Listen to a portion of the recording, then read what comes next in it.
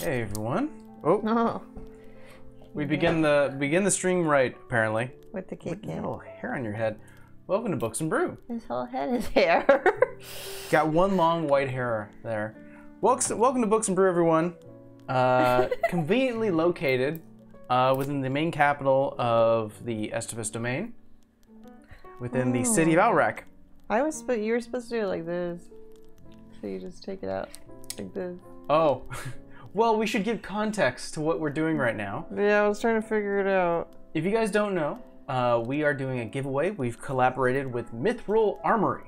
One of our buddies over at Mithril Armory provided us a couple of tin 20s, and you can win one yourself. We'll be giving away a tin 20 every week. We got 8 of them to give away. You're holding up one right now. So the way it is essentially you can take a D20 with you in your wallet. It says, I saw it ripped off the top, but it has directions on the back. It does have directions. So the way that oh, look at that. Oh, that light works. I love that. So the way the 1020 works is that you can it's like those metal modeling things where you can plink it off the base and you can slowly bend it to make a D20. Which is I think is absolutely amazing. I absolutely love that. Oh, you got to do that slowly. Oh, that's called the peel. Oh. Make it real good. You're just being a dork. Yeah, I am. Well, did something bad. Sure. No.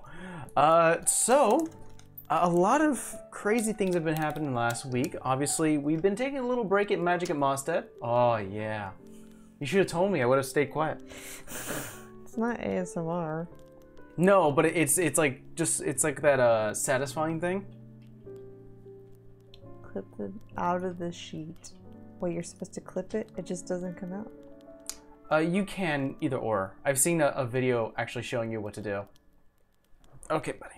All right, time to get. He took my money. Well, wouldn't be crazy if it wasn't this. So a few shout outs for people who've followed in the last few days when we were offline. Higher R the Witch, Tigeron 31, In a Bad Place, and S04RA. Thank you so much for following. So a lot of crazy thing has happened. What are you doing? I just look confused. Why? So I looked up myself. Okay. I'm trying to get it out in one piece. You're gonna work on that right now? I don't know, you gave it to me. You wanted one. Yeah, I wanted to see what it did. Okay. So a few things have happened in the last week. Obviously, we've had our 1-year anniversary one-shot to the Eternity Crawl. Unfortunately, let it be. The cat did something.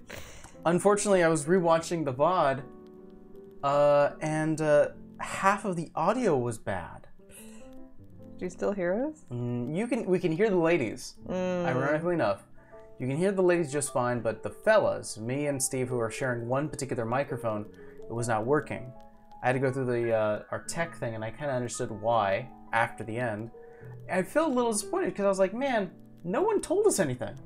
Yeah. I really wish someone did. But regardless, if you're ever interested, we'll have that VOD up on our YouTube soon. It's gonna go unlisted, but we will have the link up in our Discord, so it's easy to find. Because I don't want to. That's gonna hurt our searchability. But if you're ever interested in finding the lost archive of an eternity crawl, you can do so. It's got drinks. It's got, you know, me hitting on Steve. More like Steve hitting on you. True. Either or. But it also had you making a D&D Karen, which I really loved. Oh, yeah. And a few other things. So that was all good and fun, and honestly, I'm happy we did it. It showed that we can actually do a live game. It's starting out okay, but I'm honestly a little nervous. Also, the last time we did a Books and Brew, we had episode 45 of Books and Brew.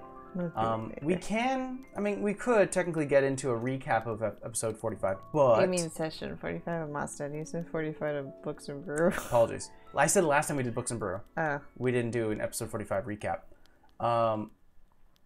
Essentially, that was really easy to summarize because you guys simply just went into the Lunar Coliseum and did your fights. Yeah. Not a lot of story things happened. Savannah found that Garwin is being a little shady. That is true. He's always been pretty shady anyways. Liquidating funds where they shouldn't be. Yeah. You guys fought a few people who were really excited for the after party. And I think that's about it in terms of like major grand story things. Obviously, it was really fun for me to actually create these characters and introduce like these new concepts in terms of fighting, abilities. Yeah. I think the other interesting thing that happened during that episode was that we had player-on-player fights, scheduled player-on-player fights. So it was interesting to see. I know, like even Temple was like, "I'm not gonna last against Vera," and I was like, "Well, give it your best shot." And she lasted a lot longer than I was thinking. I was also not using heavy spells because I was like, I didn't want to kill her. Well, you wouldn't have been able to. No. You know. But it still was pretty impressive that she lasted as long as she did. I think so. And then we had the very close fight between Rolly and Vera. And he was, what did he say? He was 4 points away from dropping? I was 4 points. I think Steve was a little more than He was like 6 points. He told me he was under the double digits. Oh. So he was super close. But if you're interested in that, the VOD should already be up. You can watch that on our YouTube. But I want to get into the new books that we've been getting. We've gotten a lot of books and we haven't really been diving too much into it. But the biggest thing that we've got was Fazben's Treasury of Dragons. Fizbang. Fizbang? Fizban. That's what I said, Fizban. He said Fizbang. That was second. That's what I thought. That's what you said. No. I will create a clip and show that to you. But it reintroduced a few dragon types that haven't been seen since I think 3rd edition. You would know that, not me. Which include the gem dragons. Gem dragons were a thing in older editions, and now have been reintroduced into D&D. So if you guys don't know, for those who are maybe first watching this, interested in getting to D&D, there's a few dragon types out there. Dragon types refer to the color of dragon, and it sort of also refers to like what their abilities can do. Because not all dragons just spew fire. You okay over there? I was following the directions. Good, I'm listening. Okay. There's the chromatic dragon, which is basically solid Looks colors. Looks like this. No? I don't know. I don't know. I want to say chromatic would have like some kind of weird metallic thing. No. Aww. That's a metallic dragon. Nothing. I was like, what are you talking about? The chromatic dragons are black, blue, white, red, and green. Main colors. Sort of, yeah, chromatic. Except for black. Main I don't colors. know if black is a main color. Black's a chromatic color. No, I mean like in actual colors. They don't really count it. It's not like a primary color. Well, I mean, primary colors is green, blue, and yellow. Oh, no, blue, red, and yellow. Those are the primary colors of the color spectrum. Chromatic means standard matte colors. So yeah, black, blue, green, red, and white are the standard for that. For when it comes to metallic dragons, that is brass, bronze, copper, gold, and silver. And finally, they reintroduced the gem dragons. These are not made of or named after ores, metallic ores, or just chromatic colors. These are named after gems, which you can just by the name. Which we have amethyst, crystal, emerald, sapphire, and topaz. I was like, do I have any crystals on my desk? No. Thought I did. Yeah. But yeah, so we have what, 1, 2, 3, about 5 new ones. Both chromatic and metallic both kind of share elemental types of breath. So both I believe it's gold and red dragons breathe fire. Both the silver and white dragons, I believe, breathe cold, an ice. If I confirm that. Bronze and blue breathe lightning. So they kind of share. Each one have sort of a shared thing. Gem dragons are something interesting. Amethyst breathes force damage. So I can only imagine like a very forceful yell, scream, something where it's reverberating in the air.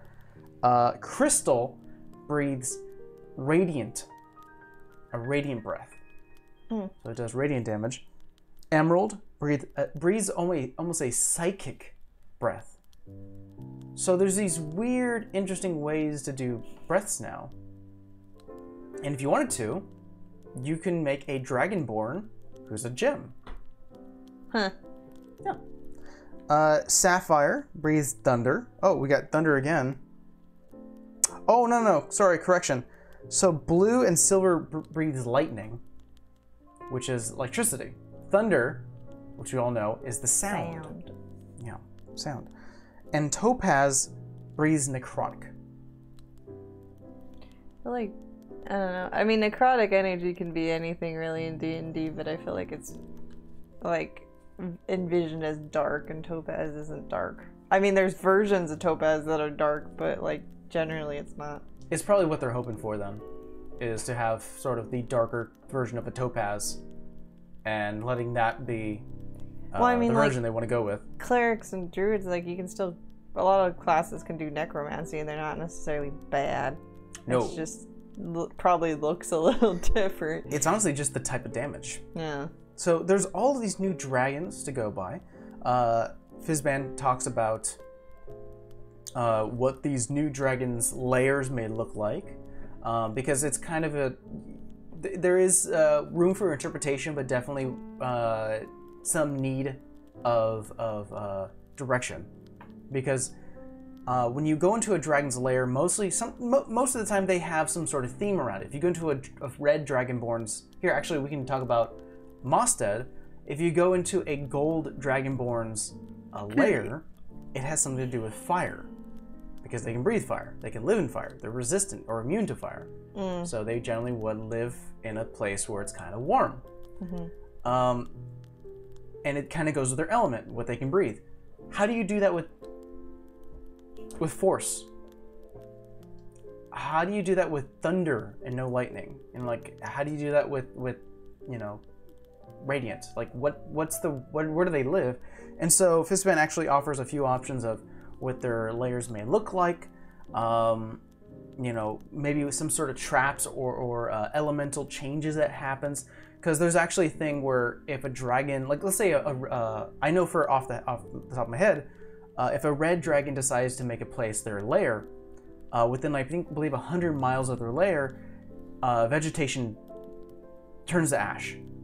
So you kind of know you're going into a dragon space when you start to notice that a lot of the road turns into a bit of a mush, a bit of ash and gray and definitely decaying and dying. So I won't go down the layer options now. I feel like that deserves its own episode to talk about the layers. And then we can probably make our own layers. Think of some ideas, More like you think of some ideas. What, you're not going to use a dragon in one of your one-shots one day? I mean, I already did a mythic This shouldn't have been used. Was used. I outdid myself with that, let alone dragon. Well, regardless, I think it's fun. Like, Emerald, I think is going to be really fun. Psychic? What happens in a Psychic lair? Well, I was thinking, I mean, because it's not, I don't know that much about Emerald, even though it's supposed to be my shitty birthstone. I don't like it. Like, Malachite's another green gemstone. Sorry, Dave, I just like playing with this thing. Nervous habit. And Malachite, like, if you're not into healing stuff, like gemstones, we're not even getting that scientifically. Like, if it's not smoothed over, it actually can fuck with your respiratory system. Malachite? Okay. In its raw form. So you don't breathe it in. Yeah, like that. You have to smooth it out. It has to be shined.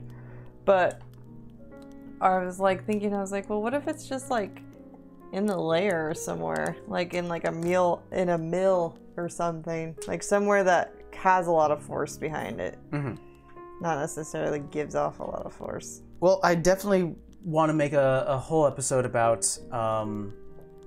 the dragons individually, the gem ones, especially since they're brand new, because when it comes to chromatic and metallic, Wizards of the Coast already sort of labels out what their personalities would be. Sorry guys, I yawned one time, that's it. Silver dragons are, or no, sorry, white dragons are kind of more of, a bit more bestial, not as smart. Green dragons are a little more tricksters. They'll try to trick you to get out into their swamps or into their forests.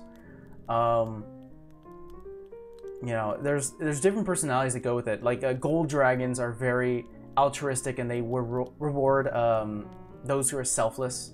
You know, but they'll go after with the fury of fire to those who are causing harm. So dragons still, regardless of what type they are still across the board egotistical.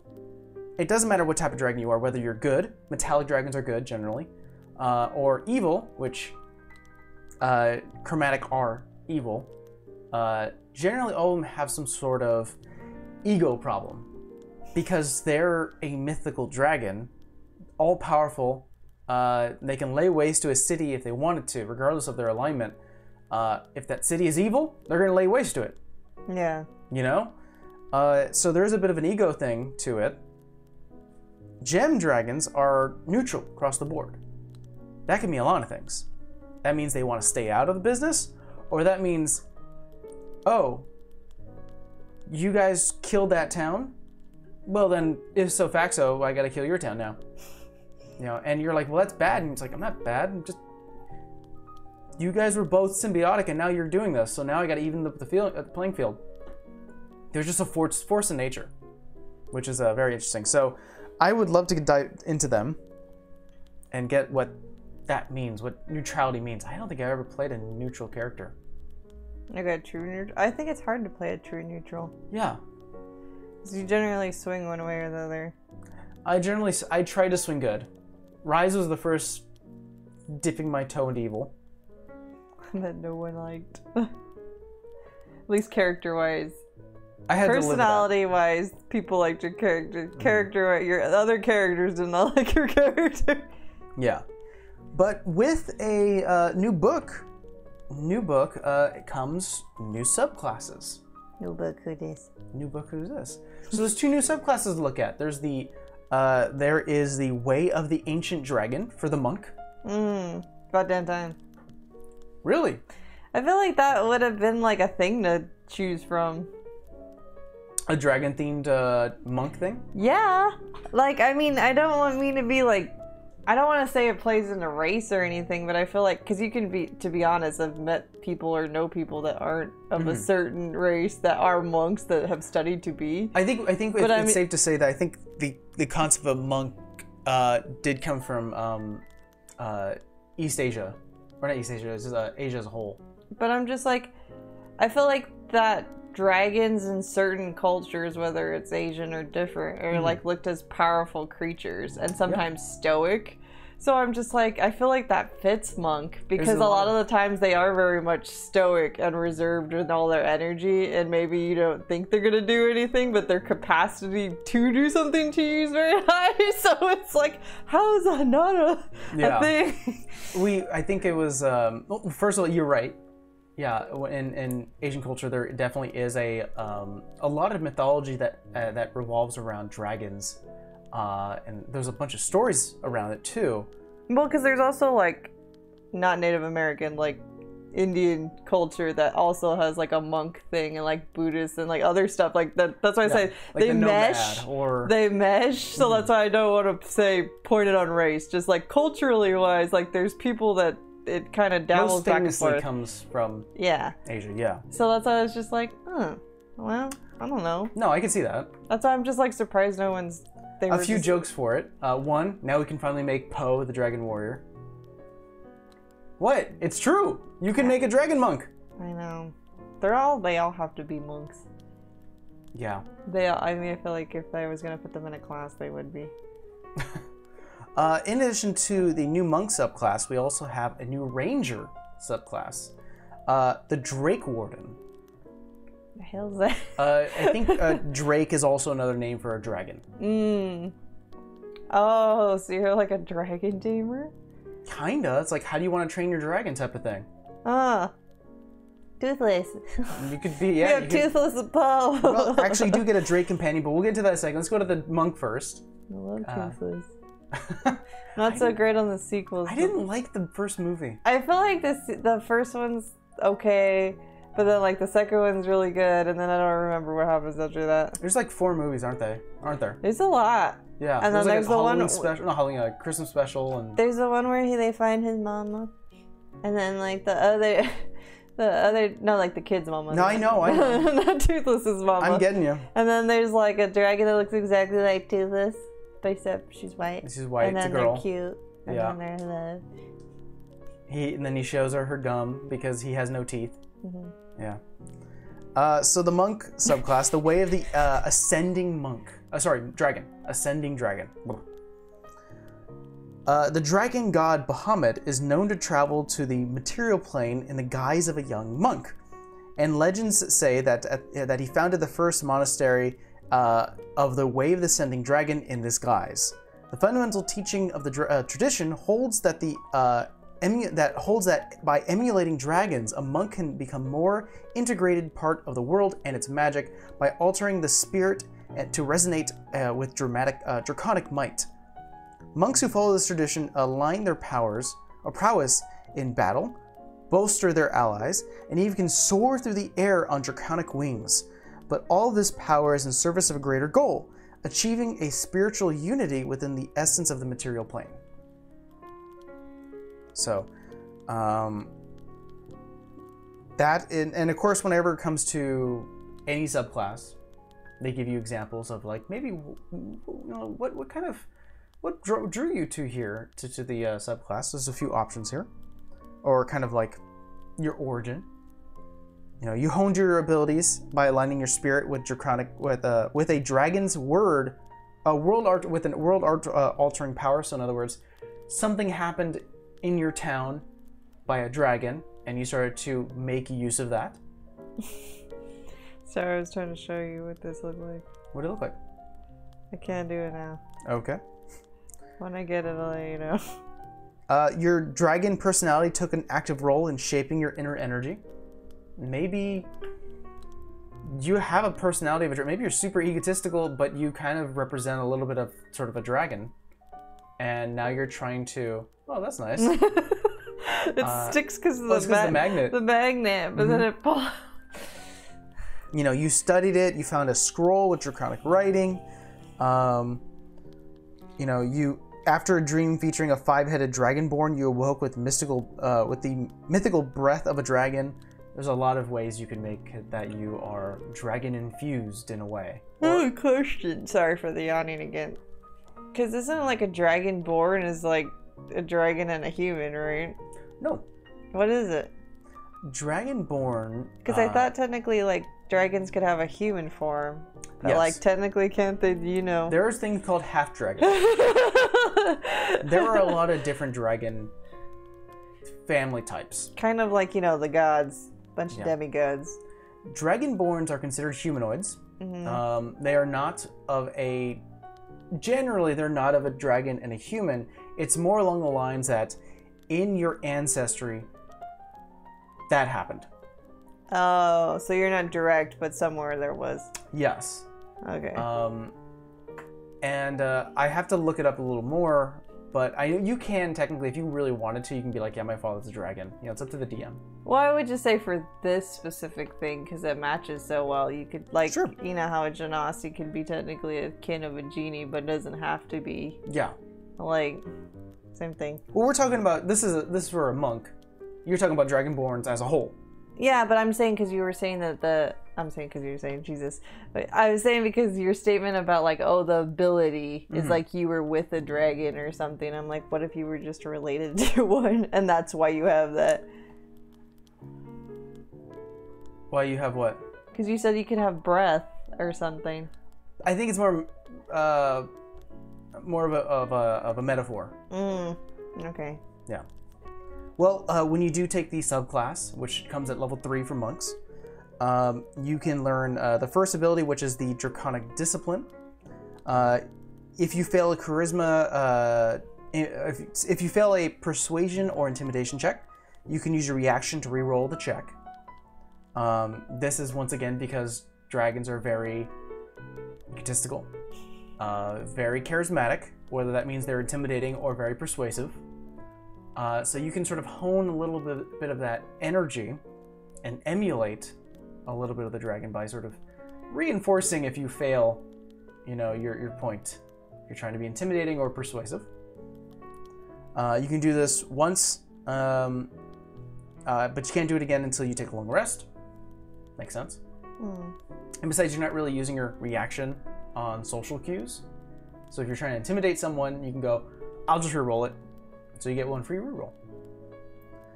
You get a thing called Dragon Strike or Draconic Strike. When you damage a target with an unarmed strike, you can change the damage type to acid, cold, fire, lightning, or poison.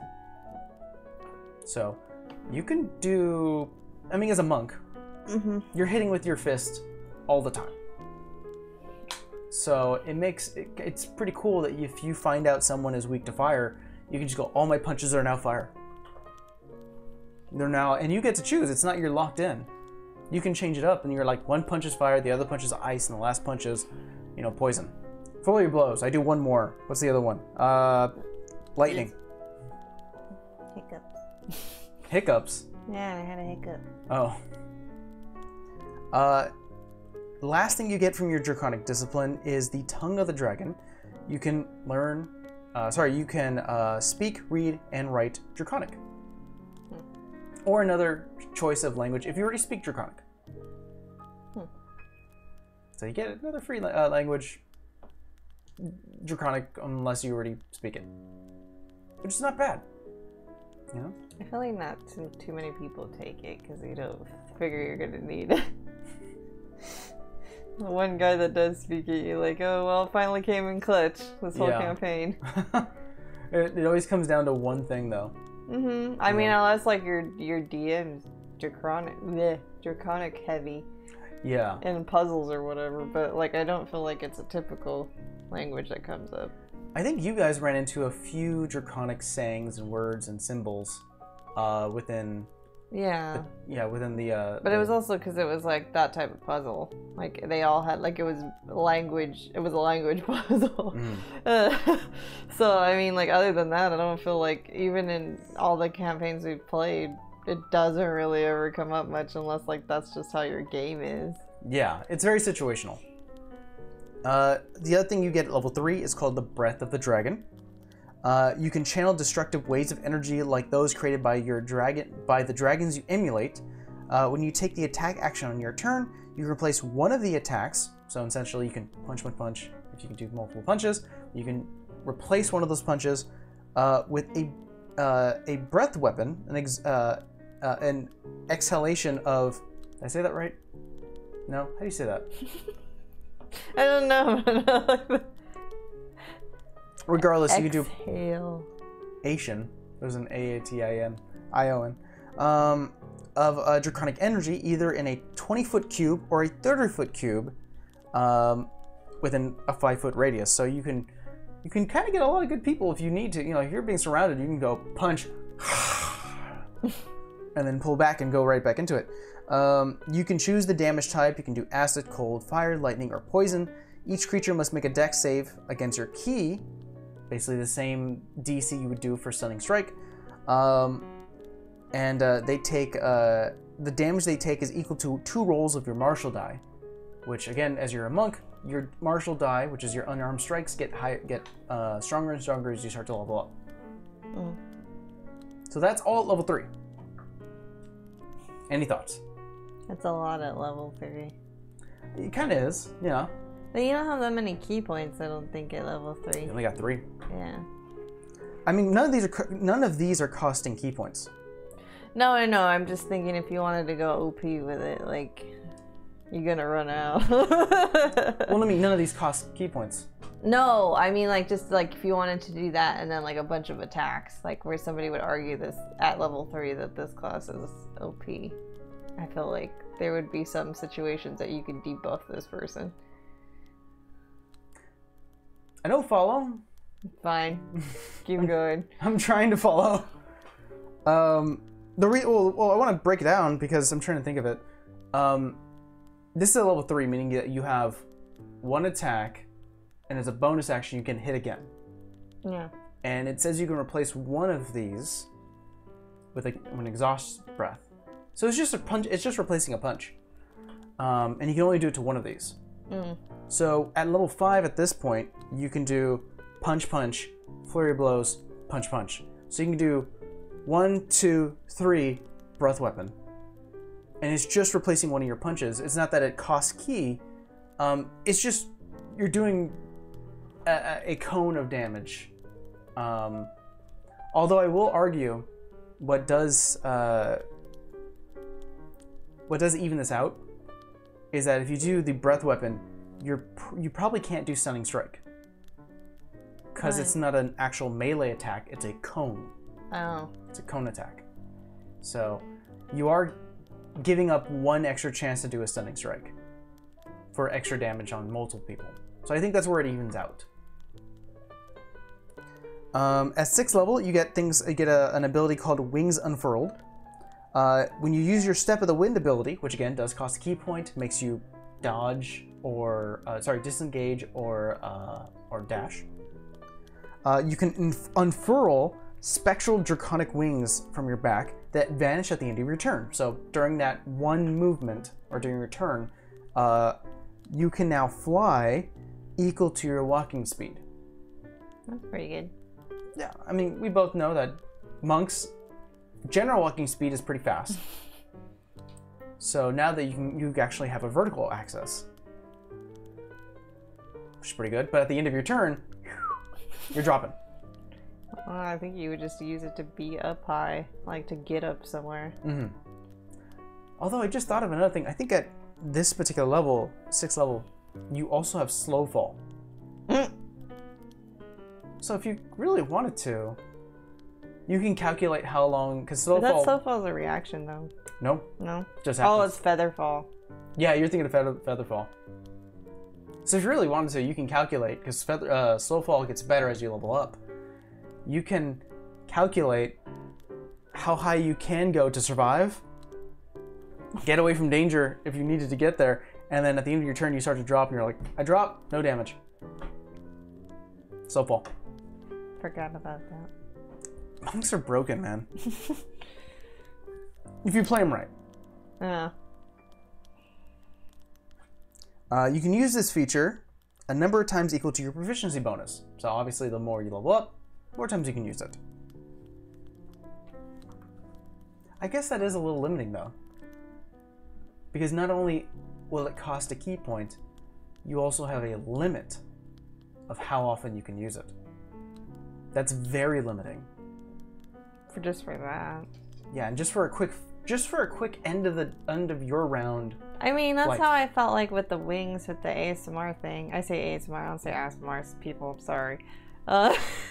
Because, like, you can only use that as an action. Yeah. And then, like, you can only get like a minute, or you get a turn in flight. It's been a while, and then that's fucking it. Yeah, it's a minute, but yeah, it takes a whole action. Yeah. So, like, I mean, in combat, okay, but if you're out of combat and you need it, like, to get from point A to B, and that's longer than a minute, it's like, I feel like it's at that ability with the cost. I mean, with the limitation of your proficiency bonus is very limiting. That kind of stinks because you're only flying away your speed, you know. And monks at that. I mean, but what if you can't use like your action to dash or your one of your key points to, yeah, because then you could break it like that. Because like, could you use it twice? Could you go from like 50 to 100 by doing that? Well, the way it's worded is that let's say it's the beginning of your turn. You use your bonus action to do Step of the Wind, costs a key point, and it costs also one of your proficiency bonus counters. Because you can only do it a number of times equal to your proficiency bonus. So it costs a key point. Now you have wings. For until the end of your turn, you have a flight speed. So that means, yeah. You could dash. You can use your movement to move. You still spent that key point, so now you can dash. And then you can spend your action to go again. Yeah, so I mean, like, if your space was 50, I think you guys start at, what, 40? Monks, I believe they start to get, like, they get 5 extra movement every, like, 4 levels. I want to say you guys start out at 40. Because I feel like it's not the 35 or 30. Excuse me. But I still feel like it's a bit of... Because, I mean, if you did dash, you could get, like, 100 feet in a turn. True. Of flight. And then, I mean, yeah, you drop, but at least you still got the 100 feet. That's still pretty good. I still feel like it's kind of... Like, what if they did dash, action, haste, and then you were still flying?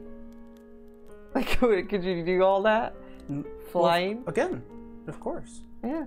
Yeah. I mean, the whole thing, it says here that if you spend a key point, you get that Step of the Wind, and you have a flight speed. Everything else you add on to that before or after still stays. So it still happens. The only argument I have is that you can do that to a monk now that has no flight speed, and he'll be able to run 120 feet, and the flight one will get to fly 120 feet. So there really is no mobility bonus, except for the fact that you could now have an x-axis, which is nice, but you're still limited by your proficiency bonus. That annoys me. I wish you had, if you just spent the key point, you could just do it. They don't want you to spam it. I mean, by 6th level, you only have 6 key points. And you spend a key point to do flurry blows, you spend a key point to do stunning strike, and you spend a key point to fly, you spend a key point. You're going through key points like crazy. That's my argument. At 11th level, you get the Aspect of the Worm, W-Y-R-M, like a wormling. I was like, that doesn't sound good. It doesn't. That's a bad name for it. The power of your draconic spirit now radiates from you, warding your allies or inspiring fear in your enemies. As a bonus action, you can create an aura of draconic power that radiates within 10 feet from you for 1 minute. For the duration, you gain one of the following effects, and you get to choose. When you create this aura as a bonus action on subsequent turns, because it lasts a minute, you can choose a creature within this aura. That target must make a wisdom saving throw against your key point, or your DC, your key DC, or become frightened from you for a minute. The target can repeat the saving throw on each turn. My cat squeaked. Yeah.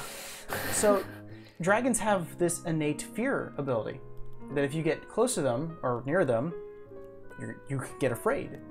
So you can enact that. You can emulate that.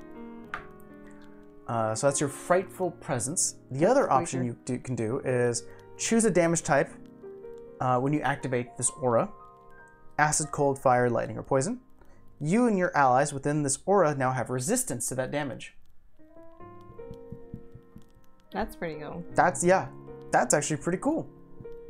If they stay near you within 10 feet around, because you have a radius, and let's say you're fighting an actual dragon. You're fighting that white dragon who's spewing cold damage from you. I activate the aura. Everyone has resistance on cold damage. That breath weapon is going to do a lot less now.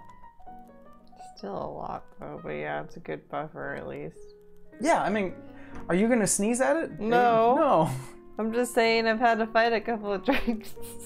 Yeah, and wouldn't it be great to just say, nope. You know, breath weapons is you roll a dexterity saving throw to half it.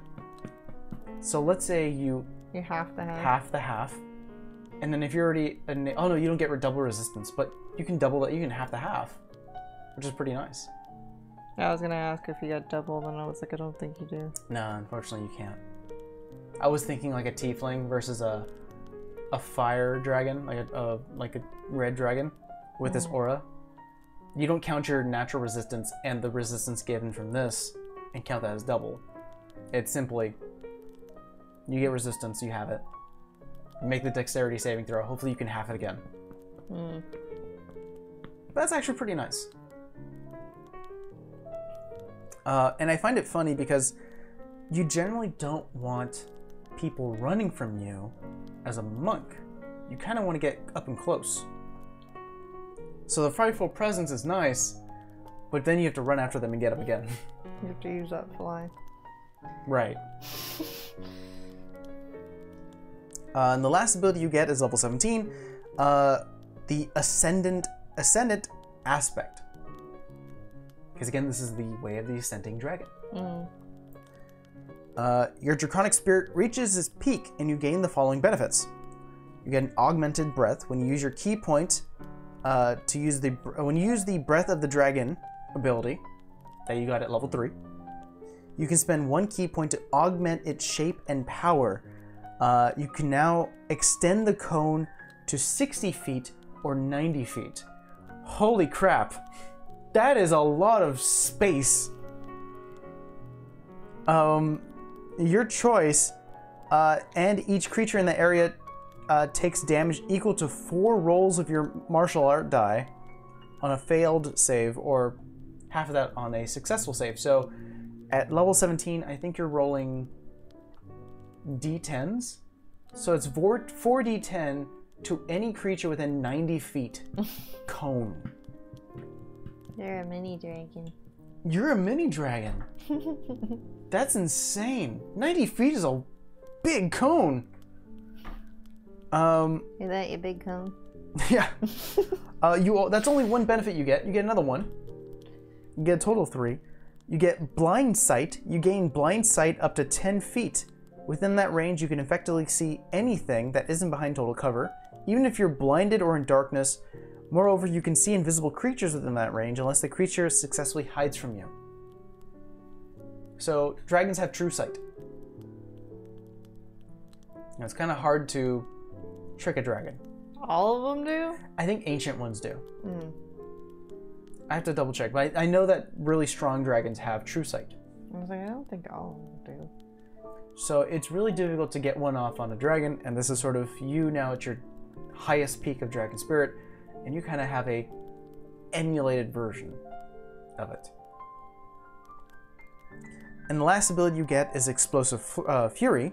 When you activate your aspect of the worm, which again is either the resistance bubble or the fear bubble, Draconic Fury explodes from you. Choose any number of creatures you can see within that aura. Each creature must succeed a dexterity saving throw against your key save, or take 3d10 acid, cold, fire, lightning damage. So when you fear someone, they also take damage, just innately. There is no key points to cost it just happens. Like psychic damage? Acid, cold, fire, lightning, or poison. Your choice. That's actually pretty nice. That's just adding an extra benefit. And you're already getting 2 of the good things. I think the 90-foot thing was probably the best part. Overall, this monk is... It has more mobility options right off the bat. And the fact that it seems like it's an aura fighter. You know?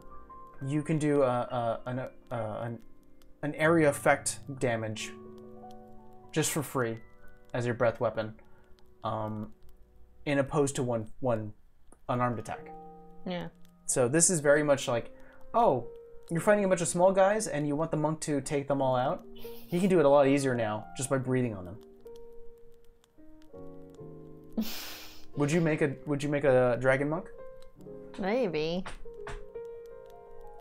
Do you have a favorite ability? I mean, the breath thing and the cone is pretty good. But, I don't know. I never played a monk, so I can't really tell. Oh, you're the only one that's done that. I've made a monk, I never played her. Okay. I think, honestly, because you made a fire genasi monk. Yeah. Way of mercy. It would be great to make a fire genasi monk who did fire. But, you know. Just an idea. The last thing we'll go through before we end today's stream is the Drake Warden, which I think you got a little more interested in when it came to the idea of these new subclasses. Because it's interesting. I don't feel like the ranger gets a whole lot of credit, so I mean the fact that you could, like, I don't know, tame dragons or whatever. Yeah. Yeah, I think that's really cool. So, it says here that your connection with the natural world takes the form of a draconic spirit, which you can manifest in the physical form as a drake. As your powers grow, your drake grows as well, blossoming from a small four-legged companion to the majestic winged creature, large and strong enough for you to ride. It is... Toothless. You have yourself a Toothless. Along the way, you gain an increasingly share of the awe-inspiring power of dragons. So yeah, you have... And of course, once again, it has the origin table, options of how you became a Drake Warden, you know. And it's so great. It's like you ingested a few drops of draconic blood. Now you have this spirit with you. You studied a dragon's scales and hordes, and you were really into it. So essentially, you kind of like found a little token, and now you've formed your own draconic spirit. Little token. There's a secret order of rangers who collect and guard dragons. Yeah, that is too. So well, I mean, they all hated dragons, and then they end up guarding dragons. I mean, there's a lot of cool things here. So at level 3, you get a thing called Draconic Gift. The bond you share with your Drake creates a connection of draconic kind, granting you understanding and powering of their presence. You gain the following benefits. You learn the Thaumaturgy cantrip as one of your ranger spells. Tongue of the Dragon. You can now read, write Draconic. I feel like all these subclasses have to have that. Yeah. It'd be weird to be a dragon type of subclass and can't read Draconic. You know, it's like, oh, you deal with dragons a lot. Do you know what this says? Nope. At level 3, you also get a Drake Companion. So here it says here, as an action, you can magically summon the Drake that is bonded to you. It appears in an occupied space of your choice within 30 feet of you. The Drake is friendly to you and your companions and obeys your commands. There is a game block, a character block that you can read here. I'll go over it in a little bit. In combat, the Drake shares your initiative counter, but takes a turn immediately after yours. It can move and use its reaction on its own, but can only take an action on its turn. Unless you, like as a dodge, it can only do dodging, unless you take a bonus action to command it. So a lot of subclasses that have like a companion piece, like I think artificers have that. You know, obviously rangers have that. A lot of them do have that thing where you have to spend a bonus action to tell that companion thing to do something. I don't feel like for wizards they do, like for their familiar. Yeah, I don't remember, but I feel like they're also not really combat. Like they're more like go look out, yeah, go do things for me. Familiars don't really get buffs in terms of stats. Yeah, It's usually pretty limited, and they're pretty like, I think 5 points is probably the highest a familiar's ever had. So your Drake companion can do a few things. One, their AC is 14, plus your proficiency bonus. So obviously the higher you go up in level, so does your Drake's AC. Its hit points is 5, plus 5 times your ranger level. So if you're level 5, that means 25 plus 5. Your Drake has a health point of 30. that's not bad. Level 5. What if it dies? It says here, because it says here you can spend an action to magically summon the Drake. So I would assume that the moment your Drake is down, you'd have to spend a turn to resummon it. It's like a Pokemon. Yeah. So Pokemon, when they're done, they're done. Let's see here. Because I feel like the beast thing's like that too. Like you can heal it, or you need to like let it rest. Let's see. Actually, there's more. If the Drake remains the Drake remains until it's reduced to 0 hit points, until you use this feature to summon the Drake again, or if you die. Once you summon the Drake, you cannot do so again until you take a long rest, or you expend a spell slot of 1 or higher to summon it again. That's not bad. I would just burn the spell slot. That's not bad. I mean, there obviously is limitations of how many times you can do it, but that's pretty good. People are just gonna be burning their level 1. Might as well to have your dragon friend. I mean, if you're not using them. Yeah. If you are using them, then don't do that. You're going into a place that doesn't allow... I mean, it'd probably be really wild to walk in with a little dragon friend and people are like, dragons! Like, no, he's fine. He's fine. You're out. He's away. He's gone. I'll summon him back tomorrow. Yeah. So yeah, they have that ability. They have, of course, their stats. They have a Draconic Essence. When you summon the Drake, choose a damage type. Acid, cold, fire, lightning, or poison. Then choose the type that is chosen determines the Drake's damage immunity and their infused strike trait, which is how they attack. When you summon a Drake and you choose that option, they are stuck with it until you resummon them. So you can't switch it on the fly. If you summon your Drake to have ice, they're stuck with ice until they die or they come back. Or until you spend a spell slot to bring them back. It's like, I gotta kill you. Hold on 1 second. It's like, I messed up. Or versus a fire guy. You can't be fire anymore. I'm blinking you out of existence and bringing you back. So they have a thing called they have their bite attack. They can bite. And they have a reaction called Infused Strikes. When another creature within 30 feet of the Drake that it can see hits a target with a weapon attack, so if your friend gets hit within the Drake's point of view, the Drake infuses the strike with essence, causing the target to take an extra 1d6 of the elemental. Oh, sorry, switch it. So if your friend attacks someone within the Drake's 30-foot area, it can spend its reaction to give it extra damage. Not bad. Because now you and your Drake have both reactions, which is pretty good. That's a lot for level 3. I feel like you're a complete character at that point. You know? Unless you're squishy. I mean, yeah, Rangers kind of are a mixture between... Squishy and not squishy. Well, no, they're like a mixture between a druid, fighter, and rogue. And now they also get a dragon friend. So it's kind of wild at this point. You're kind of already pretty strong. I like it already.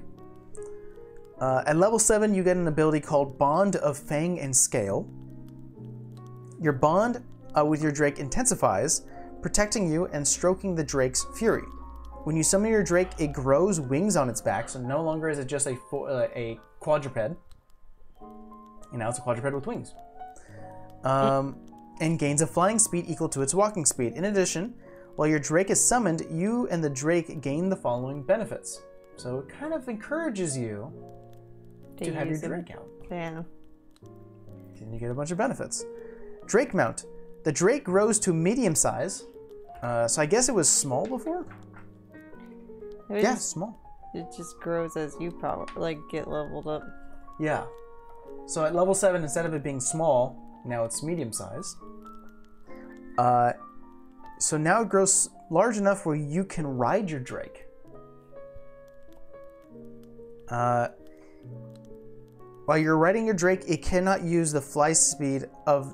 While it can't use the flying speed of this feature... Hold on, let me read this, because that kind of sucks. The Drake grows to medium size, reflecting on your special bond. It can use the Drake...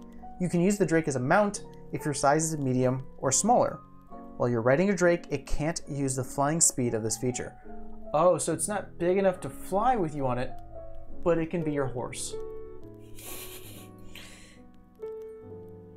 That's still kind of cool. That's still a big horse. It's still a big horse. Yeah. Sorry, I got like a new epiphany to try and do this. You also get a thing called Magical Fang. The Drake's bite now deals an extra 1d6 damage of its chosen type. So not only was it doing 1d6 plus your proficiency bonus, now it's doing 2d6 plus your proficiency bonus. Not bad. And it's got resistance. Now you personally gain resistance of the damage type chosen for that Drake you summoned. Permanently? While the Drake is summoned. Oh, okay. I was gonna say, what if you don't want? So if you summon a Thunder Drake, you now have Thunder resistance. Not bad. At 11th level, you get an ability called Drake's Breath. Ooh, now we're getting really into it. As an action, you can exhale a 30-foot cone of damage breath, or cause your Drake to exhale it. Oh, I get it there. You're getting there. It's starting to look like a D20. Each creature in this 30-foot cone must make a dexterity saving throw or take 8d6 damage. Or half of that. That's a lot. That's a lot. That's like a blight spell. That's like a fireball. It's 8d8. It's 8d6. I think 8d6 is a fireball. I don't know access to this spell. The damage increases to 10d6 when you reach level 15. When you use this feature, you cannot do so again, so you take a long rest unless you expend a spell slot of 3 or higher to do it again. That's not bad. And as a ranger, you're not getting That many 8th level spells. Yeah. You're a half caster. But that's a lot. That's like your Hail Mary, like, oh, it's time to blow all these guys out of the way because we got to exit. The whole thing. And if you're not close enough, you go, Drake, go fly, go, breathe on those guys. Which is actually pretty good because now your Drake is out of combat because it could fly and do it from above. Honestly, that kind of makes it. I mean, the fact that it does cost a spell slot. I feel like it's not a big deal at first level. No. But then, I mean, again, if you're using them, then it's kind of a... Just depends what you're doing. And the thing is, it has to be this high. It's an 11th level ability. Buff. It should be 5, it should be this. 8d6. It feels right. And the last ability you get at 15th level is called the Perfected Bond. Your bond with your Drake reaches its pinnacle in power. I thought you said something else. I thought you said perfected bond, and that's why I started laughing. Bond? Come on. I was like... Yeah. When your Drake is summoned, you and your Drake gain the following benefits. So we got a lot of what I'm noticing for the monk in this one is that you get stacked abilities. You don't just get one bonus, you get multiple. Empowered Bite. The Drake's Bite deals an extra 1d6 damage. So essentially, it's doing 2d6 plus 1d6 elemental plus your proficiency bonus damage. That's still a lot. That's like 3d6 per attack. As a fighter, I know this for a fact, I am doing like 1d10 plus like 6. I guess it's doing 3d6 plus something. Not bad. That's good. It also gets an ability called Large Drake. When you summon your Drake, it grows to a large size. That's pretty big. When you ride your Drake, It's a baby dragon. it is no longer prohibited from using its speed, its flight speed. So now you can actually ride it and fly it.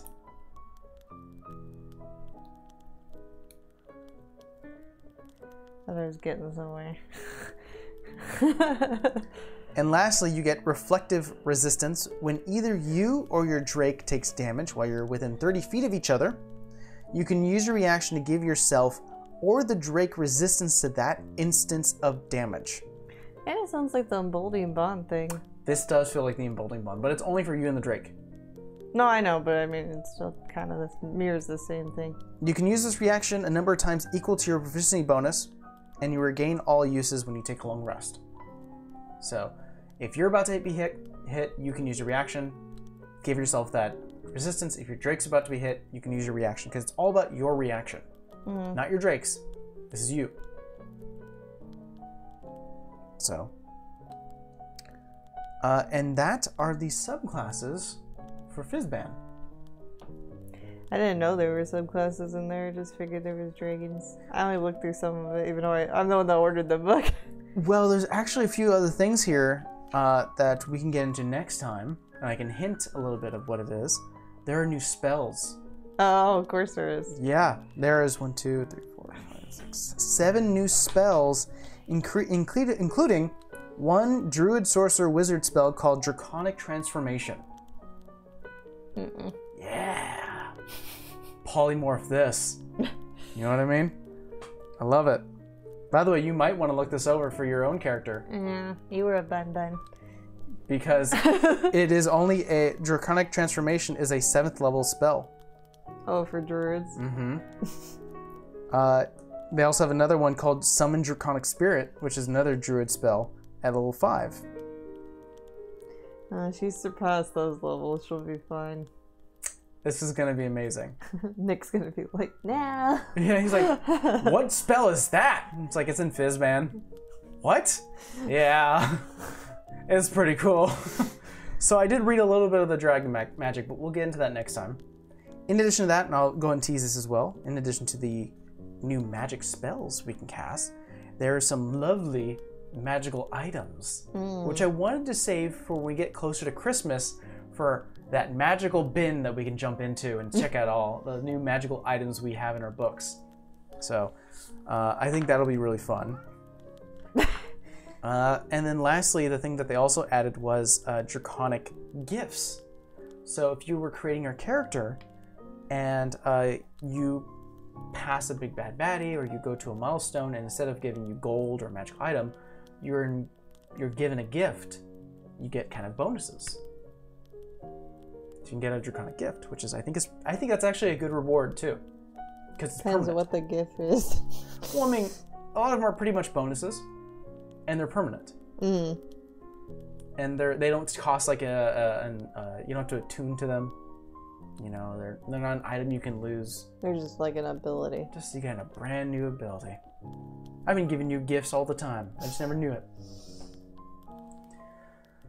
Well, that is it for today. We are not going to be doing Magic at Mazda tomorrow.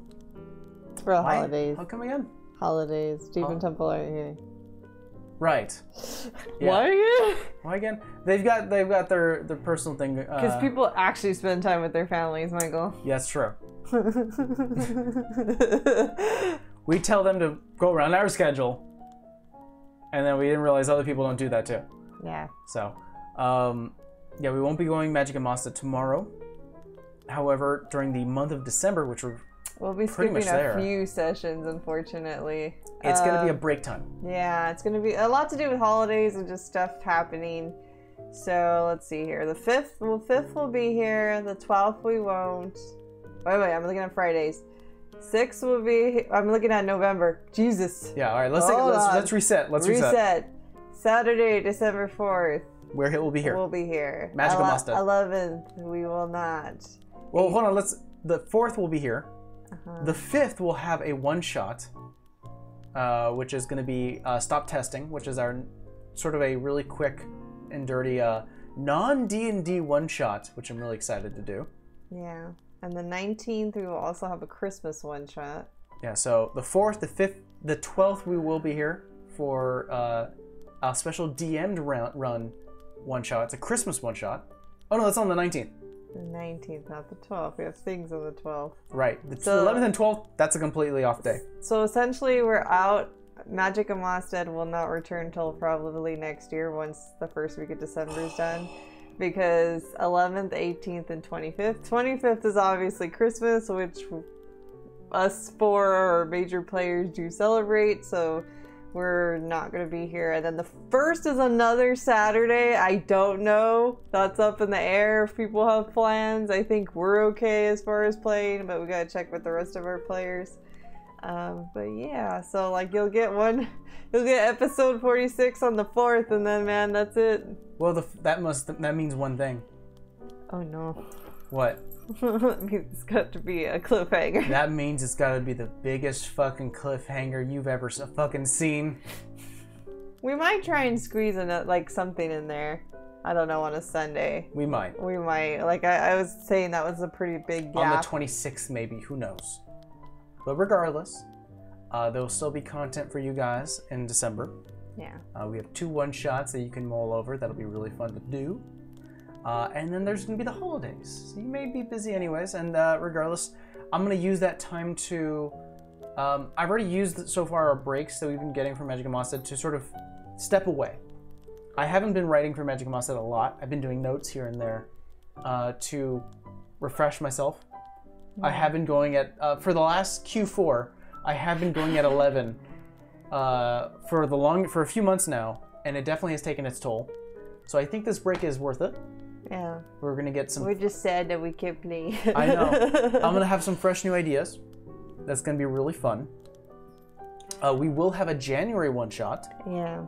I feel like, all in all, I feel like our characters have gotten to a good and bad spot. Like, plot-wise, yeah, we're in some shit. But I mean, like, character development-wise, like, I mean, Vera got to marry the person that, like, spawned her whole backstory. Yeah. And Savannah actually met somebody and found out who kidnapped her and found her sister. Yeah. And then Rolly found out more about his mom. And won a couple of tournaments and cured his thing, like cured his disease. So I mean, like, with the horribleness that we've all endured, like, there has character development wise, they've made some pretty good strides. So you guys are level 11, right? Mm-hmm. Okay. Yeah, we've been going through it, so this will pace us out a little more. It will. It kind of feels that we definitely are rushing to the end game now. Not to say that we're going to be ending anytime soon. I think we probably have maybe... I want to say probably another year? Yeah. So in probably another year, Magic and Mosted will be over. And then Campaign 2. Campaign 2. I'll be working with you and Steve, who are both the most comfortable when it comes to DMing, as well as Nick, and seeing if you guys can run a couple of multi-part one-shots during the time that I will be taking a step back from DMing. Yeah. Because during that time, I'm not going to be DMing. I have to be writing for Campaign 2. I think he's already written some stuff. I have written some stuff. An idea. The skeleton, not even that. I have a wireframe idea of what Campaign 2 is going to be about. I think you can't really fully write it until we're done with this. Yeah, I have and to that's the thing. Effort. Like, I'm sure you have trails that we probably haven't touched, but then if we do touch them, it's like, oh, we can't. Like, we got to either scale that back or we can't put it in the way you wanted to. Yeah. We should see what that's all about. So until then, we will see you guys. When will we see you guys? Next Saturday. Next Saturday. Maybe next Friday, but definitely. Yeah, next Friday. But next Saturday. For the actual campaign. Yeah. For episode 46. Yeah. The last of the year. I know, me too. I feel kind of bad saying it out loud, but you'll have some fun things to look forward to. Maybe we'll squeeze 47 in there, maybe. Maybe! Depends on our other group. Alright, guys. All right. Check you later. Bye.